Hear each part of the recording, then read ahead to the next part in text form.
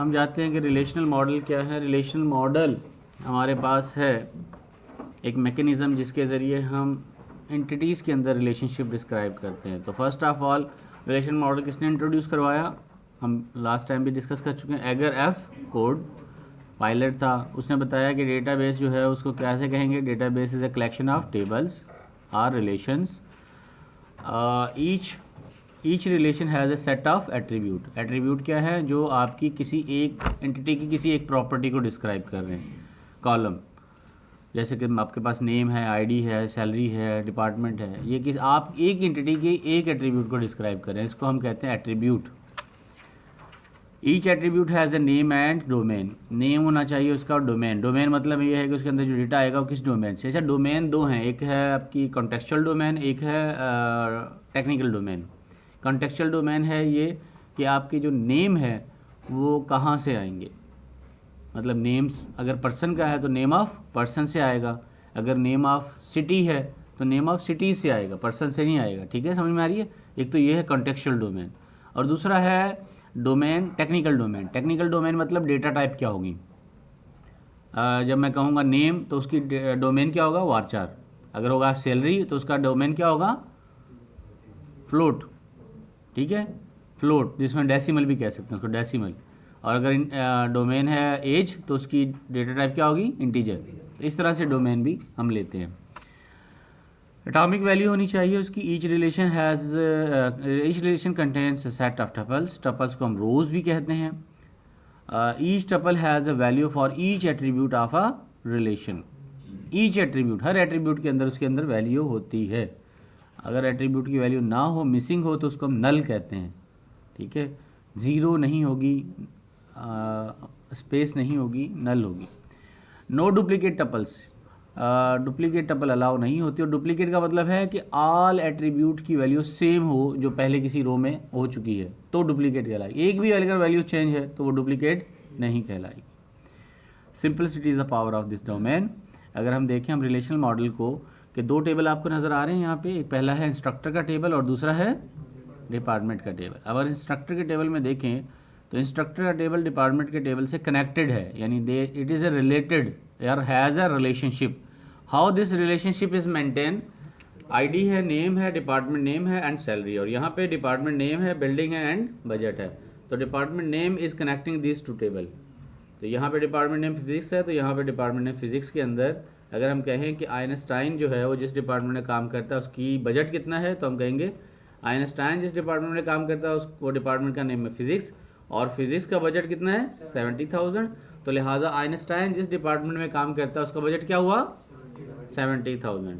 अगर मैं पूछूं कि जनाब गोल्ड जिसमें काम करता है वो उसकी वो बिल्डिंग कहाँ है, तो हम कहेंगे गोल्ड जिसमें काम करता है वो किस में है? फिजिक्स में, और फिजिक्स की बिल्डिंग क्या है? वाटसन। तो इस तरह से आप कनेक्ट कर रहे हैं रिलेशन को।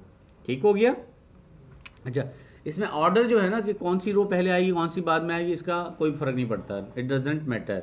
अगर आप देखें ई पहले आ रहा है आइंस्टाइन का और बी बाद में आ रहा है ब्रांड्स, ठीक है, ब्रांडेड।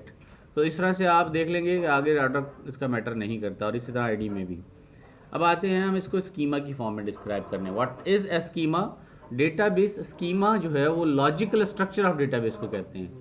लॉजिकल स्ट्रक्चर क्या है कि उसकी एट्रीब्यूट्स कितने होंगे, उनकी डेटा टाइप क्या होगी, ये इसकी स्ट्रक्चर है। नेम क्या होंगे एट्रीब्यूट के, डेटा टाइप क्या होगी, टेबल का नाम क्या होगा, ये इसकी लॉजिकल स्ट्रक्चर है। क्लियर है? और डेटाबेस इंस्टेंस क्या होता है? जब हम उसमें डेटा इंसर्ट करते हैं, जब डेटा स्टोर करते हैं उस स्ट्रक्चर के अंदर, वो कहलाता है instance. So instance is a snapshot of data at the given time. मिसाल के तौर पे अब इंस्ट्रक्टर के टेबल में अगर 10 इंस्ट्रक्टर हमने एंटर कर दिए तो एक स्नैपशॉट है, कल को 11 कर दिए तो वो स्नैपशॉट चेंज हो जाएगा। तो इंस्टेंस चेंज होता रहता है, स्कीमा चेंज नहीं होता। ऐसा नहीं है कि चेंज हो नहीं सकता, बट बहुत रेयरली चेंज होता है, और इंस्टेंस बहुत फ्रिक्वेंटली चेंज होता है। जैसे डेटा इंसर्ट करेंगे चेंज होगा, डिलीट करेंगे चेंज होगा, मॉडिफाई करेंगे चेंज होगा। सो इंस्टेंसेस चेंज होते हैं। एग्जाम्पल यहाँ दी हुई है, स्कीमा में आपने कहा इंस्ट्रक्टर और उसके एट्रीब्यूट बता दी है, जबकि इंस्टेंस में क्या है? Actual data stored against these attributes. अब हम मूव करते हैं टूवर्ड्स एट्रीब्यूट्स की वैल्यू क्या होगी. So we can say attribute value are atomic. Atomic मतलब इनडिविजिबल, मतलब उसको डिवाइड नहीं कर सकते. मतलब एज है, अगर एज हम कहेंगे 18 ईयर, तो 18 ईयर को डिवाइड नहीं कर सकते हम, 18 ही रहेगी ना, इंडिविजिबल है. इसी तरह नेम इंडिविजिबल है, फर्दर डिवाइड नहीं किया जा सकता. ऐसी वैल्यू होती हैं हमारे एट्रीब्यूट्स की. हैव ए नाउन डोमेन, पहले से पता होना चाहिए कि इसमें जो डेटा आएगा वो किस टाइप का होगा. जैसे हमने एज का कहा इंटीजर होगा और नेम का कहा वारचार होगा, तो नाउन है, पहले से नाउन है कि किस तरह से स्टोर करेंगे. हाँ, समटाइम हमारे पास डेटा नहीं होता, कैन समटाइम भी नल, मतलब डेटा अवेलेबल नहीं है, तो उसमें क्या होगा, नल होगा. नल डज नॉट मीन ज़ीरो. मतलब एज अगर किसी की नल है तो इसका मतलब क्या एज ज़ीरो है, नहीं, इसका मतलब है अननाउन है, पता नहीं है एज क्या है. एज होगी कुछ ना कुछ, लेकिन हमें अभी मालूम नहीं है. So as can be null, attribute can be null, member of every domain. और ये हर डोमेन का है, इंटीजर का भी नल होगा, स्ट्रिंग का भी नल होगा, वारचार का भी नल होगा, डेसिमल का भी नल होगा, बी लॉब का भी नल होगा, तमाम का नल इक्विवेलेंट है. क्लियर है. So indicate that value is unknown. Attribute the set of allowed value for each attribute, वो कहलाते हैं आपके डोमेन के कंस्टेंट्स. अब सेट ऑफ अलाउड वैल्यू क्या है, मिसाल मैं एम्प्लॉय की एज कह दूँ कि एम्प्लॉय एज कितनी होनी चाहिए, 15 to 18. ये 15 to 18, अल्दो के इंटीजर डोमेन पूरा डोमेन है, लेकिन उसकी एज कितनी होनी चाहिए, 15 to 18.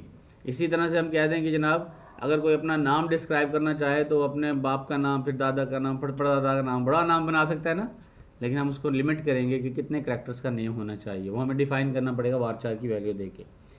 सो डोमेन में हैव डिफ़ॉल्ट वैल्यू. आप यूँ कर सकते हैं कि कुछ वैल्यूज़ आप डिफ़ॉल्ट में भी असाइन कर सकते हैं. लेट्स सपोज अगर आप डेटा कलेक्ट कर रहे हैं किसी फॉर्म में, और उस फॉर्म में आपको पता है कि मेजॉरिटी जो लोग हैं वो पाकिस्तान के ही होंगे. अगर मैं एडमिशन फॉर्म दे रहा हूँ तो एडमिशन फॉर्म में बाय डिफ़ॉल्ट क्या होगा, पाकिस्तान होगा. तो मैं ये कर सकता हूँ कि यूज़र को ईजी फ्लेक्सिबिलिटी देने के लिए जब फॉर्म फिल कराऊँगा तो उसमें कंट्री में वैल्यू दे दूँगा पाकिस्तान, तो उसको सेलेक्ट करनी नहीं पड़ेगी. अगर वो सेलेक्ट को चेंज ना करे, ड्रॉप डाउन को टिक ना करे, तो बाय डिफ़ॉल्ट पाकिस्तान चली जाए. हाँ, अगर पाकिस्तान नहीं है, कुछ और मुल्क है, तब वो इसको क्लिक करे. तो इनडायरेक्टली हमने एक बाय डिफ़ॉल्ट वैल्यू देने का सिस्टम बना लिया.